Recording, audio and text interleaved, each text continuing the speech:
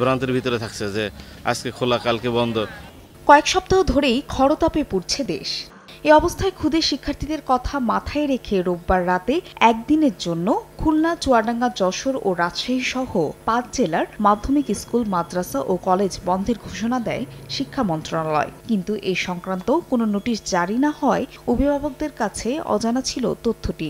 সরকার তো ছুটি ঘোষণা করছে, কিন্তু আমাদের স্কুল থেকে কোনো নোটিশ বা কিছু দেয়নি, এজন্য স্কুলে চলে আসছে। বাচ্চাদের জন্য গরমের জন্য ভালো হয়েছে, আবার পড়াশোনার জন্য খারাপ হয়েছে। এদিকে কর্তৃপক্ষের দাবি বন্ধের কোনো সরকারি আদেশ না পাওয়ায় নোটিশ জারি করেননি তারা। রাত আনুমানিক ৯টা-১০টার দিকে খবরটা পেয়েছি টিভির মাধ্যমে, কিন্তু জিও না হওয়ার কারণে আমরা ছাত্রদেরকে মেসেজ বা ফেসবুকের মাধ্যমে জানাতে পারিনি। আমরা তাদের বলতে চাই ক্লাস হবে না, আর আগামীকাল ক্লাস হবে কিনা এই মুহূর্তে বলতে পারছি না। এছাড়া মাধ্যমিকের সঙ্গে প্রাথমিক পর্যায়ের শিক্ষা প্রতিষ্ঠানও বন্ধ করা হয়েছে। তথ্যে রাজশাহীতে শ্রেণীকক্ষে শিক্ষার্থীদের উপস্থিতি ছিল কম।